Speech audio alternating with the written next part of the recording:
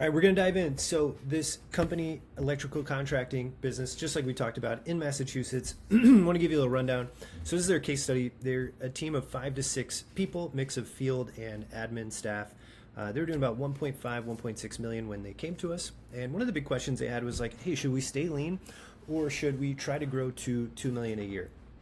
And so they came to us with some very specific problems and some of the things that we noticed. So those sort of the three biggest problems were one, there were invoicing delays and cash lag. So our client let us know that he wasn't invoicing his jobs as quickly as he should, which meant money was always coming in later than it needed to. One of this being not really even asking for as much cash up front, so to cover material costs and things like that, which always put him behind, in terms of actually either staying even or keeping up ahead of cash with that.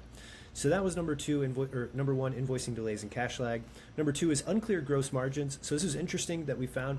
So in his P&L, it looked like he was showing really strong profit margins, but one of the things that we noticed was that his labor wasn't coded correctly in his bookkeeping.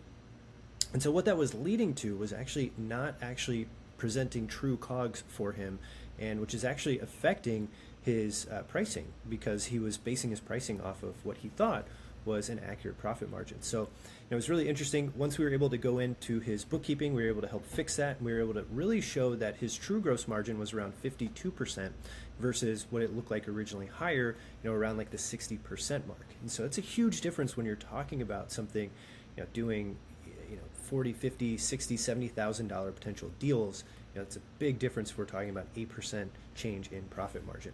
So that was number two. The number three thing that he came to us was growth versus efficiency. A big concern was, hey, I want to grow, but I'm just not sure if going from, let's say, 1.6 to 2 million or to 3 million is actually going to be profitable, and is it worth the headache and stress that comes with building and scaling the team? And so these were the things that he was worried about before he joined CEO Finance Academy. And this is what we were able to do over the 12 weeks working together with this client, and able to help make some changes.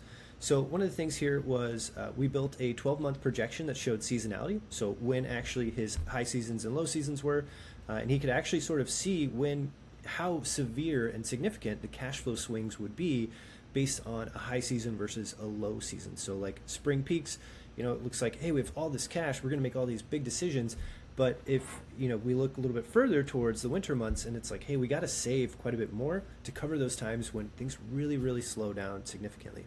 So obviously number two was true margin analysis. We just talked about this, but really being able to show being able to move his direct labor into the cost of goods sold really allowed us to get a true gross margin of what we were doing in terms of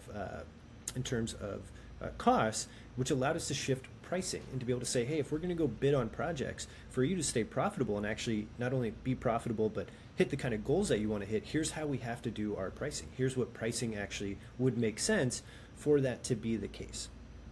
And so then we looked at the growth scenarios. So we started to model 2 paths. What does it look like for him if he stays at 1.6 but just gets leaner, or if we go to 2 to 2.5 million, but we've got to make 2 to 3 hires. What does that look like in terms of profitability? What would it cost us to make those hires? What's the profitability on those hires, and what's the timeline? So not only just a lot of times I think what we see is business owners just map out what's the perfect scenario. Well, what's the realistic scenario of getting people up to speed? How long does it take to train them? What's the cost in that? And what does that do to our overall profitability in that year? So really looking through the growth scenario. 4 was admin and invoicing support. So we talked about hiring office people so that our client could get invoices out faster. And so we helped create processes around how do we get that paperwork out faster? How do we do this for our team? How do we get our team to be able to move faster, to be able to actually collect more of that cash up front and get our invoices in faster? So really looking at, if we look at your AR, your accounts receivable, how do we get those receivables in even faster? And so creating a process around that. How do we incentivize team to be able to make that happen even faster? And then lastly, we looked at simple marketing levers. So we suggested emailing past customers to spark near-term sales without having to spend necessarily more on ads. And so in this unique case, we looked at just sort of the overall marketing side of things and noticed, hey, we're not really marketing to our past clients. We're always chasing new customers, which we get it. It's great. Hey, we always want to be attracting new customers, but we're also missing out on a big segment of our existing clients by not remarketing to them, by not going back and marketing to them. And so being able to do that, we were able to see getting some new deals in just from going back to past and existing clients. So that's what we implemented. What did the change look like? So a couple of the changes here. For the first time, like our client actually was able to have a forward-looking revenue projection of what it would look like. So, how he could hit 1.6 million profitably and even more profitably versus just chasing after revenue. Number two was he actually knew his true gross margin. I can't stress how important this is and how common this is, that we see owners who think they know what their margin is, and in reality, it's not quite exactly what they think, and that is directly impacting their job costing or their overall pricing structure. And it's their pricing structure that's actually driving them into having poor cash flow issues.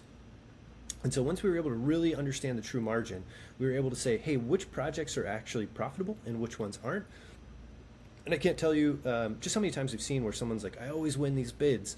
And we looked at it and we go, well, you win these bids because you're probably the only one out there who is losing money on these deals because you haven't actually priced yourself correctly. And another big change here was, as we were able to do this, we were able to put him on a path to where he's able to have 6 figures in savings in his bank at any given time right now. So he actually has breathing room to plan and not feel like he's stressed. Am I going to have enough for payroll? But able to help build reserves up. And lastly, he's got an actual comparison now. He actually can see what life will look like if he stays at 1.6, 1.5, 1.6, but is actually more profitable with a leaner team, or what does that look like if we go to 2 million and we have to hire, and what's the opportunity cost there in terms of what does that look like for his life personally as the owner? Is he actually going to be able to pay himself more? What would that require? What level of sales would that require? What level of sales, given his new pricing structure, would that require? And so it's really helpful to be able to see and say, hey, is it worth pushing that hard? Do I want to push that hard? Does it make sense to go to 2 or 3 million, but my life doesn't change in terms of either being able to pay myself more, pay our team more? Does that make sense, right? And so he's actually got a path to be able to see down both roads and know, hey, well, at least I know what it's going to look like if I go one way or the other. So we're still working together with this client. What are we doing next? What are the things that we're continuing to work on? So with this client in particular, we're continuing to work on tightening their invoicing cycle so cash is coming in faster. 2, making the call between the 1.6 and 2 million pass, just like we were talking about. 3, we're continuing to refine those marketing campaigns back to past customers. We're not the marketing specialists, but we're always there to help sort of talk through like, hey, how can we improve what we've got going on there? And then 4 is just tracking how well the current team is being utilized. So we're working on capacity mapping, helping to see the efficiency and utilization of our employees. So that's our case study here of our electrical contractor client out in Massachusetts. It's been awesome working with them.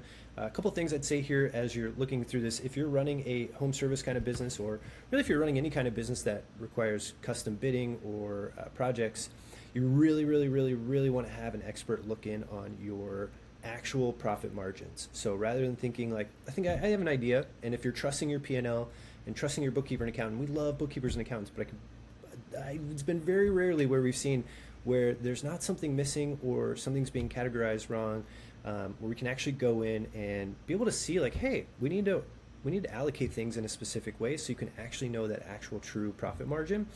And the downstream effect of that is, if we don't know that, it's going to change our pricing. And pricing is what we usually dictate in terms of revenue, right? Like if I sell X amount of things based on a certain pricing, that's what's going to give me my revenue.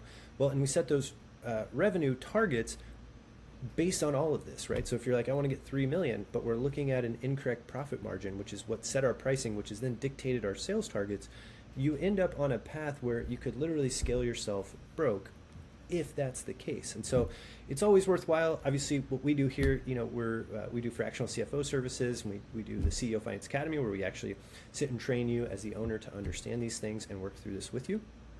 But if you're struggling with this, feel free to just shoot us a DM on YouTube or on Instagram at ceofinanceacademy.com. Just DM me the word training, and I'll send over an actual training on the cash flow levers that you can pull in your business. Hope it's helpful, and we'll catch you on the next case study video.